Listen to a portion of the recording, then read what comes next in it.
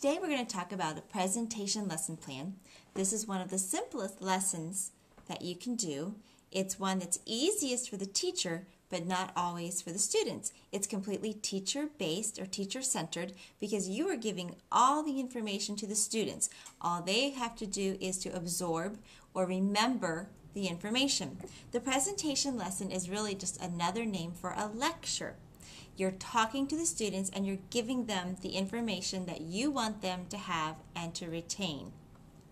It is used for basic information or basic elements or factual information. You don't go deep at all. In fact, an advanced organizer, which you could use to remember a presentation lesson, is that it's a mile long but only an inch deep. You will cover lots and lots of information, but just very little bit about it. You won't go into depth, you won't go into detail, but you can cover lots and lots of information.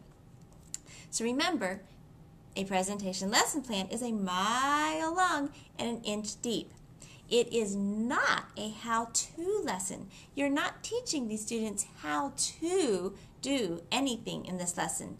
You're just giving them the basic facts. It could be information about what the 4 seasons are. It could be information about mammals versus non-mammals. Something very general, very lots of basic facts, but again, you don't require them to know much about each specific fact.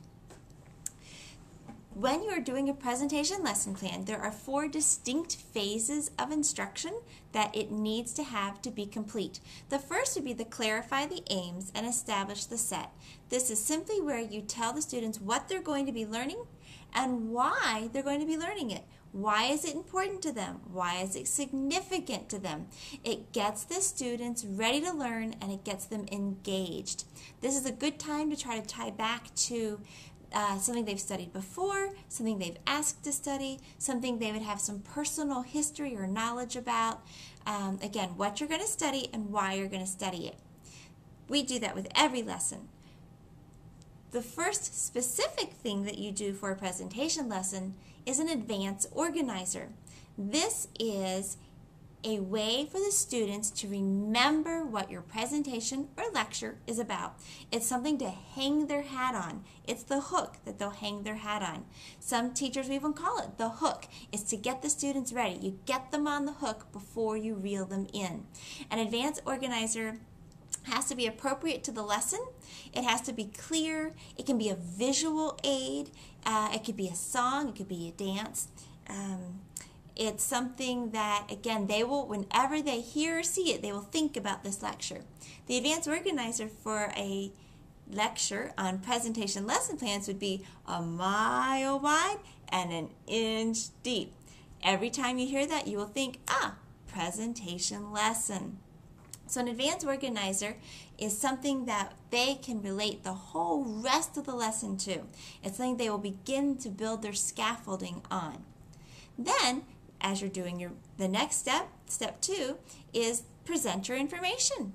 So have your lecture ready to go. Have it be organized, specific, know exactly what you're going to say and in what order. Now, as you're doing that, your students need to take notes. Everybody takes notes during lectures. We use a form of structured note-taking called a concept map. And it's how they're going to take the notes while you're lecturing. So within your lecture, you'll want to use the same concept map that they are. So if you are doing a concept on different weather symbols, you're teaching on the 9 different weather symbols, you will be putting them in the lecture and sampling them on the board in the same order as they have on their concept map. So as you talk about the symbol for light snow, they'll be writing in what the symbol for light snow is. So the concept map is just a way for them to follow you in your lecture. And of course, the last step would be check for understanding. How do you know the students got it? You can ask questions, you could play a game, you could do a review, you can simply ask thumbs up, thumbs down, if they know the information. So check, actually all through your lecture, check for understanding. Make sure they're with you. You may think they're understanding, and in fact they're not. And you may think they're filling out their concept map. they may be drawing on it. So it's a way to check for understanding. You need to plan for that and incorporate that into your lesson. Then every lesson, not just a presentation, usually will have an assignment, something to build on the information. How can they use what you've just taught them or review what they've just taught them? Now, that does not mean homework. This is an assignment that's typically done in class. So again, they can build on what you've just taught. You're there to help them if for some reason they should have missed something or misunderstood something. Then a closure. That's just the end to your lesson. You want to have a creative close. You want to repeat your advanced organizer.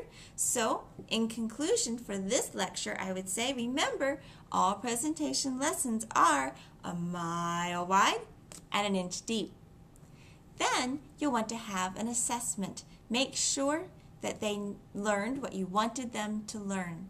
This could be something as simple, because it was factual information that you were teaching them, could be a true-false, a fill-in-the-blank, a multiple choice, raise your hand when, something that you can automatically tell if yes, they got it or no, they didn't. One thing to keep in mind is lessons do not necessarily call for homework. When you're doing your lesson plan, try to make it all fit within your class periods. I hope this helps clarify some things for you about the presentation lesson plan. Good luck writing yours.